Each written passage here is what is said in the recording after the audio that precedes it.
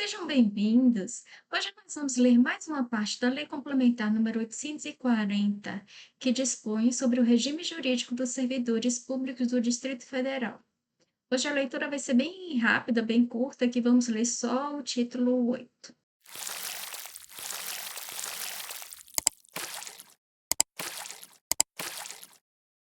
Título 8. Da Seguridade Social do Servidor. Capítulo 1. Das Disposições Gerais.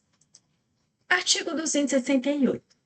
A Seguridade Social do Servidor Público Distrital compreende um conjunto integrado de ações destinadas a assegurar direitos relativos à saúde, à previdência e à assistência social.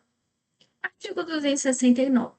A Previdência Social destina-se exclusivamente aos servidores ocupantes de cargo de provimento efetivo, na forma prevista da Constituição Federal e em lei complementar específica.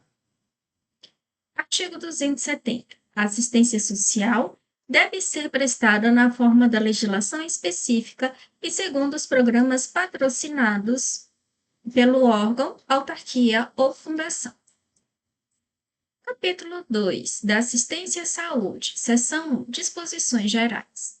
Artigo 271. A assistência à saúde do servidor ativo ou inativo, de seu cônjuge, companheiro, dependente e do pensionista compreende assistência médica, hospitalar, odontológica, psicológica e farmacêutica e é prestada, inciso 1, pelo Sistema Único de Saúde, 2, diretamente pelo Serviço de Saúde do órgão, autarquia ou fundação a que o servidor estiver vinculado. 3, pela rede privada de saúde, mediante credenciamento por convênio, na forma estabelecida em lei ou regulamento. 4, na forma de auxílio, mediante ressarcimento parcial do valor despendido com planos ou seguros privados de assistência à saúde, na forma estabelecida em regulamento. 5. Por meio de planos em regime de autogestão direta e indireta. Parágrafo único. No caso do inciso 5, fica permitida a celebração de instrumentos de ajuste com órgãos e entidades da administração direta e indireta do Distrito Federal para o auxílio na gestão e operacionalização da assistência à saúde. Artigo 272. O servidor deve ser submetido a exames médicos periódicos gratuitos nos termos e condições definidos em regulamento. Seção 2. Da licença médica e da licença odontológica. Artigo 273. Pode ser concedida licença médica ou odontológica para o servidor tratar da própria saúde, sem prejuízo da remuneração ou do subsídio. Parágrafo 1º. Após 24 meses consecutivos de licença para tratamento de saúde, ou 24 meses cumulativos ao longo do tempo de serviço prestado ao Distrito Federal, em cargo efetivo, em razão da mesma doença, o servidor deve ser submetido à perícia médica, que opinará pela possibilidade de retorno ao serviço, pela readaptação ou pela aposentadoria por invalidez. Parágrafo 2º. Caso o servidor seja readaptado após o período mencionado no parágrafo 1º e volte a se afastar em razão da mesma doença, deve ter seu quadro de saúde analisado por junta médica oficial. Parágrafo 3º. No caso de servidor sem vínculo efetivo com o Distrito Federal, suas autarquias ou fundações, aplicam-se à licença médica ou odontológica as normas do Regime Geral de Previdência Social. Artigo 274. A licença de que trata o artigo 273 depende de inspeção feita por médico ou cirurgião dentista do setor de assistência à saúde. Parágrafo 1º. Se necessário, a inspeção de que trata esse artigo pode ser realizada onde o servidor se encontrar. Parágrafo 2º. O atestado de médico ou de cirurgião dentista particular só produz efeitos depois de homologado pelo setor de assistência à saúde do respectivo órgão, autarquia ou fundação. Parágrafo 3º.